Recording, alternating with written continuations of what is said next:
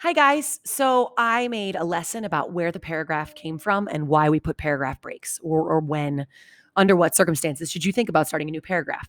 So now to show you what I mean, I have my story here with no paragraphs, which might be kind of what your story looks like now. Okay. Um, but one giant block of text. And we talked about this is really tiring. When your brain looks at this, you think, oh God, I'm not going to get any breaks. I always think about paragraph breaks like commercial breaks in a show. It's like the pause button. I'm gonna go get a drink, go to the bathroom. We don't really watch TV with much commercials anymore, though, so it's kind of an outdated example. All right, so let's take a look at my story here.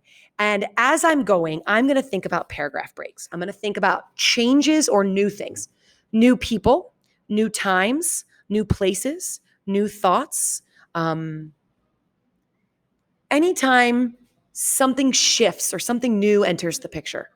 You also want to think about organizing your ideas into clumps, right? Groupings, buckets. Okay. So I'm going to use those techniques and show you kind of how I think when I'm paragraphing. So I'm even going to start with my first one, boop, tab. Okay. Remember that tab was where that Pilcrow symbol used to live. That's why we have that blank space. There are no more Blockbuster stores, but I still have my membership card. It was printed and laminated in the store. On the back is the date, November 11th, 1996, and the address of that branch, Avenida Principal Las Mercedes.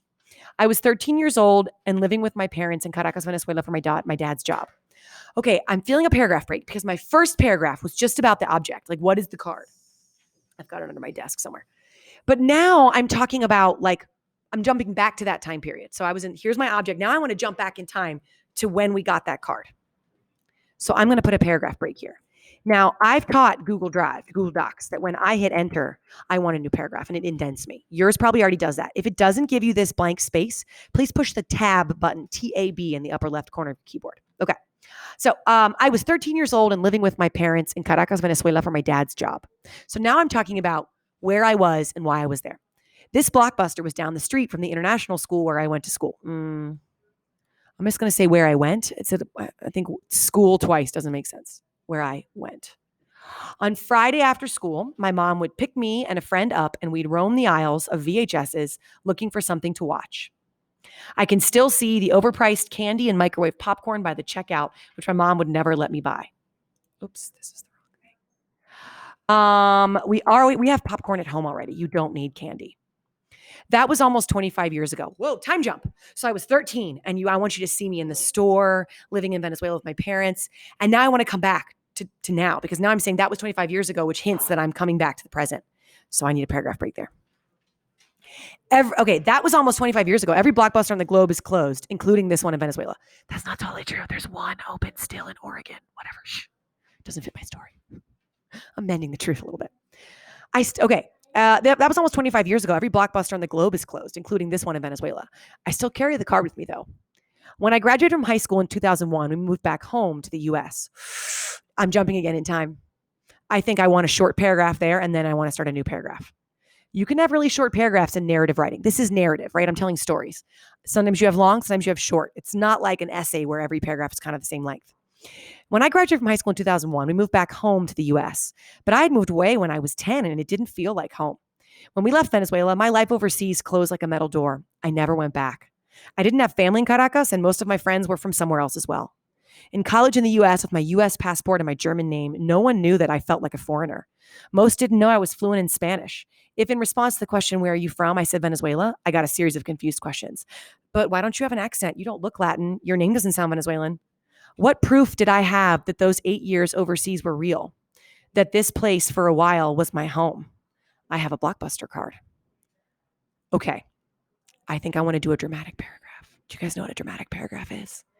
It's when you make a very short paragraph because it's like a punch, right? A long paragraph takes you on a journey in a story. A short paragraph hits you like pop all by itself. Okay, I have a couple options. I could do that. I have a Blockbuster card. Or I could do this, and then I could do this. I got to look at it. Let me read it again. But why don't you have an accent? You don't look Latin. Your name doesn't sound Venezuelan. What proof did I have that those 8 years overseas were real? That this place for a while was home? I have a Blockbuster card.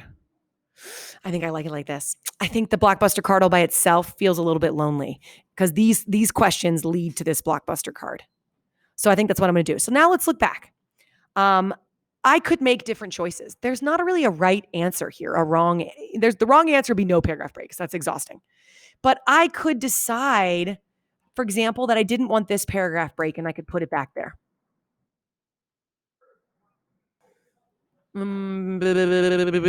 Yeah, I could do that. And I might even play around with it and sort of read over it and look at it and think which one feels like it communicates what I'm hearing in my head. Because there is a pause after paragraph breaks. I think I'm happy with this. I'm going to show this to my writing group and see if they think my paragraph breaks make sense. And I'm going to ask them, like, do I need more? Is that enough? I don't know. Okay. All right. Thanks for watching this video where I walk you through how my brain thinks about paragraphs in stories and what I did as far as deciding where to break my giant block of text into some smaller chunks that help the reader digest what I'm trying to say and understand when changes happen. Okay. Thanks for watching.